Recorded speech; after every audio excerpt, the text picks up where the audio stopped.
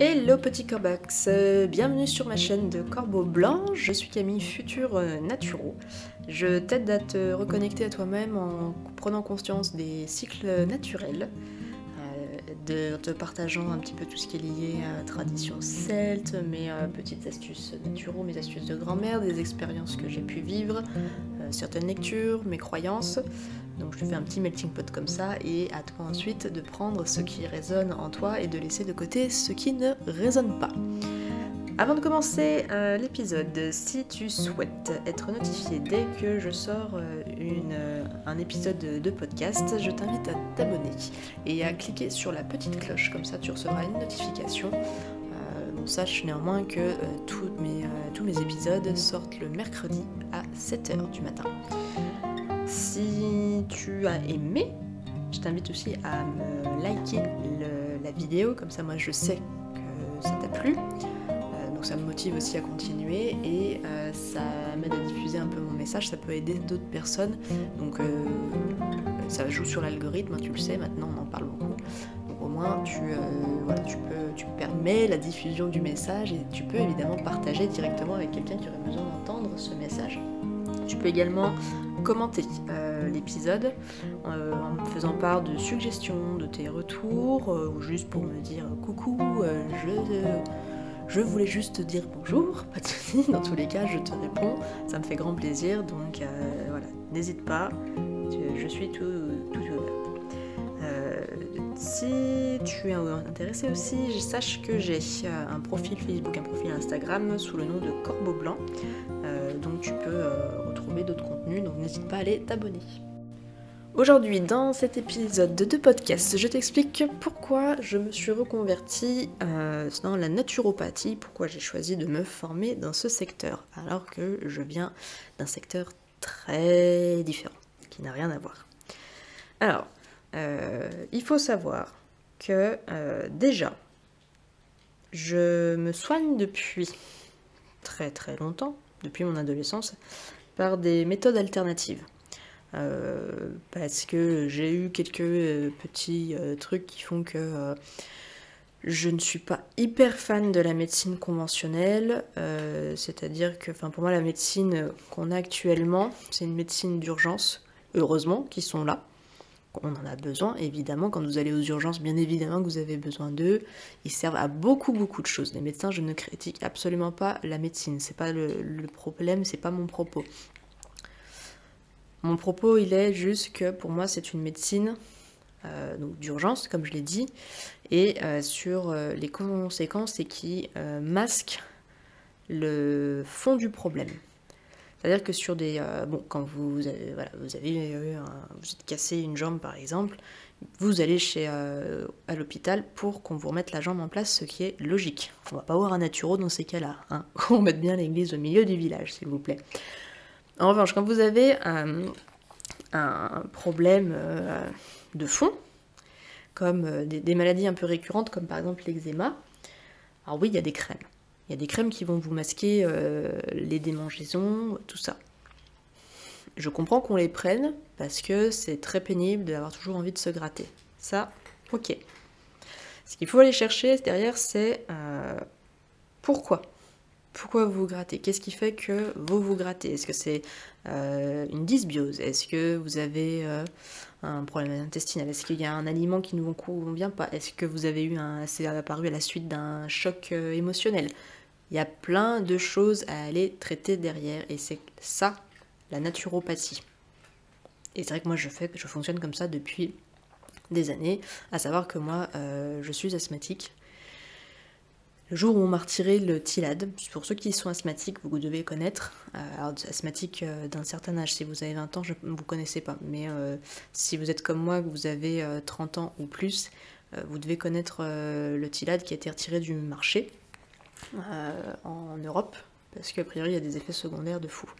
Quand on me l'a retiré, on n'arrivait pas à me retrouver un traitement de fond qui fonctionnait. Et je suis allée chez un homéopathe qui m'a trouvé un traitement de fond homéopathique. Aujourd'hui, j'ai toujours une ventoline à côté de moi au cas où, mais je ne prends pas de traitement. Voilà, donc je suis très pragmatique. l'homéopathie a été plus efficace sur le long terme que la médecine. La médecine classique a été efficace dans les cas d'urgence où j'ai fait des crises d'asthme. La médecine alternative a été efficace sur le fond du problème. Donc pour moi, ce sont deux choses qui sont complémentaires. Voilà. Je suis pas extrême du tout je suis pas du tout une extrémiste de la naturopathie. Pour moi, on peut travailler ensemble, médecins et naturaux. Deuxième point à savoir, c'est que déjà dans mon quotidien, j'avais des gens qui me demandaient des conseils naturaux parce qu'ils savaient que alors moi je savais pas que c'est forcément de la naturopathie, hein, mais voilà, des petites astuces, on va dire, de médecine verte pour, voilà, tiens, voilà, j'ai la grippe, est-ce que tu connais un truc qui fonctionne mieux que le Doliprane, par exemple? Donc à savoir que oui, j'avais donné des traitements, c'est pas des traitements, c'est pas le bon mot, mais en tout cas des astuces pour aider à mieux supporter la grippe. Voilà, ce genre de petites choses contre le rhume, même des astuces, voilà, comment enlever la moisissure sur un mur, voilà, c'est des petits trucs comme ça, du quotidien. Le troisième point, c'est que, effectivement, comme je vous expliquais dans le premier point, c'est quelque chose qui me convient parce que, si vous avez compris, on cherche la cause du problème. Si on reprend le cas de l'eczéma, qu'est-ce qui pose le problème? Ok, on met des crèmes pour apaiser, mais pourquoi la personne a ce problème? Et d'une personne à l'autre, ce n'est pas la même raison. Pourtant, la conséquence est la même. Et c'est ça que j'aime. C'est qu'on va éradiquer, en tout cas on va tenter d'éradiquer le problème, de trouver la source. C'est-à-dire si vous éteignez un feu, mais que pendant que vous l'éteignez, vous rajoutez tout le temps du bois, à un moment, si vous donnez toujours de quoi créer un feu, vous allez... oui, une fois que vous arrêtez d'arroser... s'il y a encore trop de chaleur, et ben ça repart, quoi. Donc non. Quand on prend l'exemple du feu, il faut lui enlever, voilà, on l'arrose, on le coupe d'oxygène, on lui coupe tout, comme ça repart pas. C'est le but. Donc je suis pas pompier, hein, d'accord, hein, c'est juste mes petites connaissances basiques. Mais voilà, l'idée c'est de vraiment solutionner le problème définitivement. Parce que si on reste sur l'exemple de l'eczéma, passez votre vie à vous tartiner. Si on peut trouver une solution qui justement fait que vous n'avez plus d'eczéma, ou vous avez beaucoup moins beaucoup moins de crises d'eczéma, c'est déjà quand même beaucoup mieux à vivre que de se dire tiens, faut que j'ai ma crème, machin. Ça fait, voilà, je trouve que c'est plus logique. Quatrième point, si je m'étrangle pas, c'est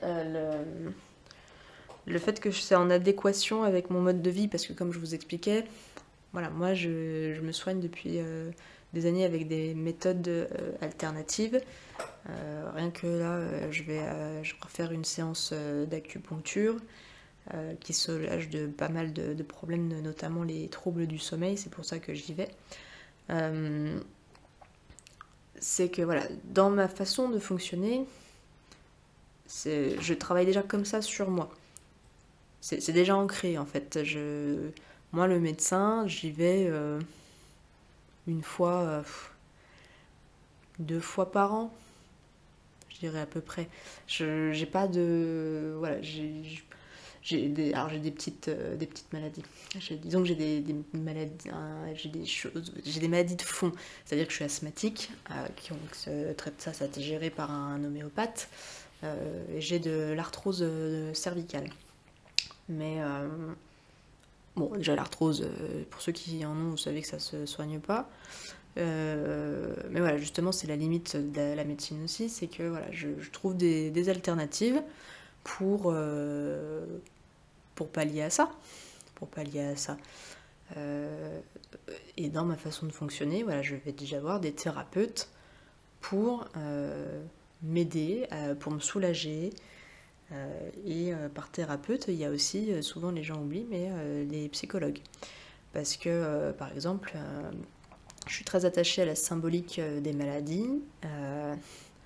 L'arthrose, c'est un symbole de rigidité, un gros symbole de rigidité mentale, manque de flexibilité, et ça fait pas plaisir quand on se le prend dans les dents, hein. Mais oui, c'est ça. L'asthmatique, c'est la personne qui ne veut pas vivre, qui refuse la vie, et qui, enfin, pareil, ça fait pas plaisir quand on se le prend dans les dents, mais qui prend plus qu'il ne donne. Donc c'est vrai que moi je n'ai pas cette perception de moi-même, mais néanmoins je crois vraiment dur comme fer à la symbolique des maladies. Donc il y a forcément une part de vrai d'un certain côté, vu que je suis quelqu'un de très solitaire, voilà, il y a des fois je n'ai pas envie de m'investir dans des relations, je n'ai pas forcément envie de donner, et c'est vrai que j'aime bien me donner à moi, donc oui, bah, c'est ma part d'égoïsme, c'est comme ça. Et l'arthrose, bah voilà, c'est une rigidité, il y a plein de choses comme ça, et je l'entends, même si ça fait pas plaisir, je l'accepte, ça me permet de travailler sur moi, parce que depuis que je me suis pris le truc dans les dents pour l'arthrose, j'aime autant vous dire que je la travaille, ma rigidité mentale, je l'enlèverai pas, mais je la travaille, c'est du travail sur soi. Les maladies nous permettent de savoir ce qu'on a à travailler, hein. Donc c'est comme ça qu'il faut le prendre. Alors après il y a des maladies effectivement qui sont plus graves que d'autres, hein. Je pense que le jour où vous prenez dans les dents que vous avez un cancer, effectivement vous le prenez pas de la même manière que quand on vous dit que vous avez de l'arthrose. La différence c'est que après il y a des gens qui le prennent mal, hein, l'arthrose. Je vais vous dire, moi on l'a diagnostiqué à mes 25 ans, je suis pas hyper fan de savoir que j'en ai, mais au moins on sait pourquoi j'ai mal au dos. Voilà. Mais bon, chacun le prend comme il veut. Moi, je l'ai pris de la manière où je me suis dit, ok, je suis arthrosée à 25 ans, mais j'ai pas de cancer. Voilà, j'ai remis les choses en place comme ça. Et l'arthrose, aussi douloureuse soit-elle, ne me tuera pas, hein, contrairement à l'asthme que j'ai, qui lui peut, si jamais ça se remettait, ça se redéclenchait, pourrait me tuer par manque d'oxygène, hein. Voilà, donc voilà, tout est question de perception. Voilà, c'est ma façon, pareil, de voir les choses. Et le 5e et dernier point, pourquoi la naturo, encore une fois, c'est parce que, vous l'avez peut-être déjà compris là en écoutant mes propos, c'est une discipline qui nous responsabilise par rapport à notre propre santé. Parce qu'on entend beaucoup effectivement que si vous mangez des hamburgers McDo tous les jours, vous allez être obèse, vous allez avoir des problèmes de diabète, de cholestérol. C'est vrai qu'on en entend souvent parler. C'est pas pour autant que les mêmes... on vous met quand même, quand on vous dit ça, en général, c'est l'hypocrisie de notre système, je trouve. C'est quand on vous passe une pub, par exemple, sur certains fast-food ou des cochonneries qu'on trouve au supermarché. On vous marque dessous, manger moins gras, moins sucré, moins salé. C'est un peu hypocrite quand on vous met un gros burger sous le nez, par exemple. Mais bref, l'idée de se responsabiliser, c'est que quand on vous diagnostique tel ou tel truc, c'est que ok, moi voilà, là, si on reprend l'exemple de l'arthrose, ok, donc ça veut dire que j'ai une rigidité mentale. Qu'est-ce qui m'a amené à faire ça? Pourquoi je suis rigide mentalement? Est-ce que j'en ai conscience? Qu'est-ce qui a amené, d'un point de vue purement physique, à ce que j'ai de l'arthrose? Est-ce que c'est dans l'alimentation? Est-ce que c'est dans mon rythme de vie? Est-ce qu'il y a une ancienne blessure qui a pu faire ça? Voilà. Et c'est ça, se responsabiliser. C'est qu'est-ce qui fait que dans notre mécanisme, dans notre façon de fonctionner, je crée ça dans mon corps. Est-ce qu'il y a des émotions qui sont refoulées? Est-ce que j'ai une pénurie de sommeil? Est-ce que j'ai un rythme qui ne me convient pas? Est-ce que j'ai une alimentation qui ne me convient pas? Est-ce qu'il y a des aliments que je suis incapable de digérer? Est-ce que j'ai une porosité intestinale? Vous voyez, il y a plein, et ça prend, vous voyez, il y a des choses psychologiques, il y a des choses émotionnelles, et il y a des choses qui sont physiques. Et en général, c'est un mélange de tout ça. C'est que, voilà, et ça vous permet en même temps de vous connaître. La maladie vous permet de vous connaître, et ça fait pas plaisir quand on vous diagnostique une maladie, jamais, hein. Mais le côté positif, c'est que vous apprenez à vous connaître.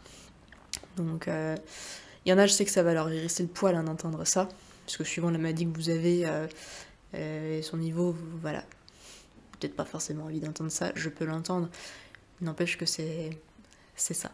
Et donc, juste pour terminer la vidéo, responsable, ça ne veut pas dire coupable, d'accord? Là, par exemple, si je reprends l'arthrose, il y a des choses dans mon comportement, dans mon alimentation, dans mon rythme de vie qui m'ont amené à l'arthrose, d'accord? Néanmoins, je ne suis pas coupable d'être arthrosée. J'ai aussi, d'un point de vue génétique, des gens qui sont arthrosés dans ma famille. Donc j'ai une prédisposition à l'arthrose, d'accord? Là-dessus, bon, c'est comme ça, hein, c'est la génétique. Voilà, donc ça a fait que j'ai un terrain propice à l'arthrose. Néanmoins, malgré tout ce que je sais, responsable, ce n'est pas coupable, encore une fois. Donc oui, il y a des choses dans mon comportement qui ont fait que j'ai de l'arthrose. Mais je ne suis pas coupable d'avoir de l'arthrose, d'accord? C'est ça la nuance, il faut vraiment arriver à faire le... Il y a vraiment une nuance pour bien la comprendre, je pense qu'il y a le... Alors je cite souvent Chloé Bloom ici, parce qu'elle fait des épisodes qui sont pas mal. Elle avait fait un épisode justement sur la responsabilité vs la culpabilité, et ça n'a rien à voir. Donc je vous invite à l'écouter comme ça, et après à revenir écouter mon épisode, et je pense que vous le comprendrez différemment. Donc dites-moi en commentaire si c'est ce que vous avez fait, si vous avez des questions, si vous avez des suggestions. Comme d'habitude, moi je vous réponds avec grand plaisir. Voilà, c'est vraiment, dans ce que je vous dis, je comprends que ça vous hérisse le poil, d'accord? C'est ok. Et vous avez le droit de ne pas être d'accord avec moi. C'est ok aussi. Je vous fais de très gros bisous, je vous souhaite une très très bonne journée, prenez soin de vous et à bientôt pour un nouvel épisode. Ciao ciao.